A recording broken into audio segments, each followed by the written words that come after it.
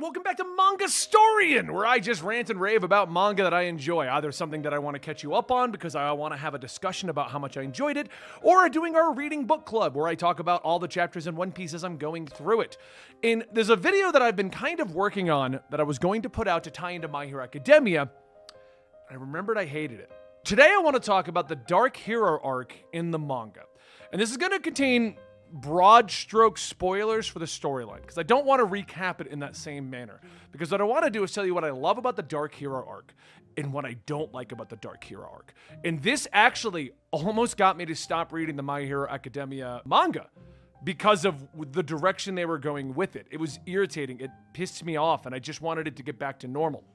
So let's talk about what happens in the Dark Hero arc, because it's happening in the anime right now, and I'll give you the broad strokes. Following the Paranormal Liberation arc, in which they finally had the big battle in which Shigaraki and Deku finally came to blows, they fought against each other, they had to separate, and so many heroes and villains died or got irreparably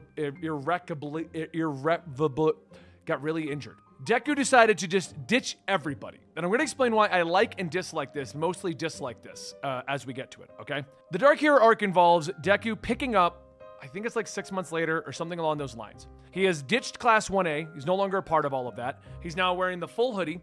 He's got full control over all of his powers. He's still learning to like tweak out the little bits of it, but he's got just about all the powers unlocked. Smokescreen, float, all this stuff. And he's even drawn in a way that shows that he's in distress and he's got problems. His idea is that the amount of people that got injured fighting Shigaraki is something he doesn't want to have happen again. So he is going to save the entire world by himself. He's communicating through All Might during this period, and he's communicating with the top level heroes, and they agree that he should not be a part of anything. The villains have taken over at this point. They've crushed most of the towns. People are being told to evacuate. Japan is in a state of emergency, basically. And Deku's going around doing what he can to battle against the villains. We see the Dark Hero arc begin with a battle against Muscular, which was the character that he fought all the way back in the forest camp training thing. And he fights Muscular and just destroys Muscular, showing the growth of Deku as a character. He then goes up against Lady Nagant. I'm not watching the anime right now because I'm waiting for the arc to finish, but her name is Lady Nagant, or Nagant. It's Nagant, okay? So she's the first, villain he fights in this arc. Her ability is to create a gun in her arm, and she can take her hair and she can create any kind of a bullet. She also has a secondary ability called Float. She's basically got a very similar ability. Hers is called Airwalk, my bad. Float is what Deku uses. It's kind of the same ability, but either way. And the story behind her is kind of interesting. She was a superhero that was working for the government, doing things behind the scenes. She was going around killing people that you didn't need to know existed, or murdering other people that were causing problems for the government. And the government wanted this perfect picture of the heroes. And she started to feel really down because she was literally murdering people, and she didn't feel that this is what a hero should do. Eventually, a kid came over admiring her because she was like one of the top 5 heroes, I believe. And the kid basically was like, oh, you're my hero. I want to be just like you. And that took a toll on her because she didn't want this kid to look up to her being this hero when behind the scenes, she was actually more of a villain. So she decided to go against all of the heroes, eventually went to All for One, and he gave her one of his quirks, which was Airwalk. This led to her job of assassinating Deku, which leads to Deku bouncing around while she's taking a lot of shots at him. This is one of the things I do like about the Dark Hero arc. The action in these sequences that happen, is incredible. Probably some of my favorite fights in general, because there is nobody backing up Deku. We just get to see Deku laying out all of his abilities, being epic, being awesome. It's really good stuff, okay? When he gets rid of her, we then start juggling, should he or shouldn't he be relying on people? And his argument is, I'm going alone. I want nobody to be in trouble. This leads to 1A battling against Deku, okay? Now the title, I believe, in one of these chapters is 1A versus Deku. And they have to fight him. They have to take him down because they need to show him that he has friends, that they will be there for him, okay? Again, this is an incredible fight. The reasoning behind the fight is incredible. And it also comes to the conclusion where they're going to bring Deku, and I'm not sure if this is technically the next chapter or this chapter, but they're going to bring Deku into the Class 1A, which is super fortified right now, and they basically tell the civilians who are hiding there, because the civilians are like, no, we don't want Deku here. Shigaraki and the villains are looking for him. And they're all like, no, this kid needs a break. He's fighting for you. And it's a whole thing about how the civilians need to still trust the heroes. It's a whole sequence about Deku needs to trust the top heroes and 1A. And it's great. It actually is. So now you're probably going, Benny, you just gave us the synopsis of what's happening in Dark Hero. Sounds incredible. I know, because I'm great at telling you what's going on in these things. And my description of the fight was like, there's a part where he black whips and he like flings him. It's just cool. It's just cool. Anyway, I know. I'm awesome. Thank you. Anyway, what do you not like about it? Well, if you've been reading the manga, post chapter 300, the story's kind of doing things it should have done forever ago. And that's my problem. Okay, so My Hero Academia is going on for what appears to be about 400 chapters. We're just before 400. We're in the final war arc, okay? The whole story has been about Deku learning to control his powers to eventually fight against All Might's big villain, All for One, which Deku has his own version of as Shigaraki.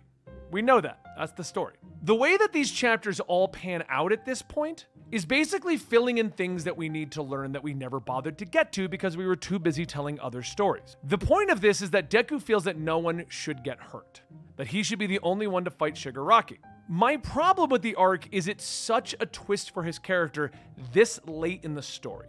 We're in the last quarter of the story at this point. It starts, let me see if I can find the actual thing where it starts. Story arcs, 307. 307 is the Dark Hero arc. 329 is the Star and Stripe arc. 335, I'm not going to give the name of because it will be major spoilers. And I don't want to do that because I said we're trying to avoid any not broad strokes. And then 343 is the final war arc. The problem I find with Dark Hero arc and Star and Stripe arc, and I love both the arcs for what they are, okay? I once again want to state that, is they happen so late. For Deku to be learning now that he should be relying on the friends that he's made and the other heroes that he made, this late in the story to me just feels like, oh shit, he's never really dealt with thinking about this. We've been so busy with him relying on his teammates and working with Bakugo and working with Froppy and working with Ochago and like all these characters and relying, like we had a great development when All Might went down and All Might had his sequence and then it was Deku, he's next. I feel like that would have been the best point for him to go off on his own, misconstruing what All Might said. I get why the story had to wait for this because we needed Shigaraki to wake up, but it's just, I find the way the story flowed a bit choppy. Because it feels like we're trying to teach Deku a lesson that he should have learned earlier. And then Star and Stripe, as I said in that other video, is all about, we gotta knock Shigaraki down a peg. I made him way too powerful. And it just feels like both those arcs are there to fix all of that. And I'm not gonna say what the third arc is, the one that I'm not gonna give you the name of because it's a spoiler. But when you read that, a lot of the stuff that happens in there makes sense in the context of the story, but when you think back, it's just excuses for MacGuffins and for just things to just happen. Now, My Hero Academia is one of my all-time favorite manga. I really do think that. I just feel that this last 100 chapters have been kind of like, instead of sprinting over the finale in a great fashion, it's been kind of like we kind of faltered at the last step because we're just filling in gaps that we should have done a long time ago.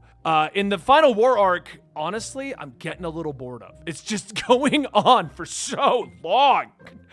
Every time you think it's going to resolve, it's like, here's another character I forgot I created 200 chapters ago. That's literally what's going on in it. So that's the issue. My big problem with Dark Hero arc is it just felt so out of character that late in the story for Deku to try and turn against everyone. But I do feel like it was to get us to 1A versus, or it was Deku versus Class A. It's a great fight. And I mean, yeah, I'm reading My Hero for the fights. Like, let's be honest here. I like the story, I like what's going on, but I really like the fight sequences. This is one of the few manga that I read the manga and I have no issues rewatching an anime because the fights are incredible. And yes, before you guys say it, a buddy of mine has been linking me the fights as I go through them in One Piece, and holy crap, are those fight sequences incredible. If I didn't have him, I would never see them, but I have been watching the Japanese subtitles of the fights in One Piece. Anyway, but that's basically it. That's what goes on in Dark Hero. I really condensed it down to all the important bits to it. There's a lot of really touching moments towards the back half of Dark Hero arc. A lot of the things that Class A say to Deku are great, that really get him back in the mood. Everything works really well. It's just where it's at is just, I personally feel it's one of the weakest arcs. It has some of the coolest costumes, some of the coolest fights, but it's one of the weakest arcs. Anyway, guys, let me know if you want these kinds of videos. My rule over at Mangastorian is to never be negative. I don't like to talk about things that I dislike. But with this channel kind of being more personality driven, with me doing videos like this, I thought we should try it out. Because I was going to do a video on Dark Hero, and then I reread it, and I remembered the things that I disliked about it, where it positioned in the story and stuff like that. And I was like, well, I could make a video just going over what happened in Dark Hero and just kind of ignore my complaints, or I could tell you briefly what happened in Dark Hero and see what you guys think about my complaints. So let me know what you think down below. Do you like more opinion-based videos like this, or do you want me to more get to the bones? I feel you guys like the One Piece opinions, so I figured let's try an opinion on My Hero stuff. Anyway, let me know other manga to read, by the way. I'm kind of running out of things. I've been blitzing down so many stuff, and I need to find some new stuff. And I tried to read Ruri Dragon, and apparently it went on hiatus at chapter 6. That sucks, because I was enjoying that one. They were playing the Switch, and that was cool. But anyway, thank you guys. I'll see you next time. Like, subscribe if you really want this channel to grow, and I would love that. Thank you so much.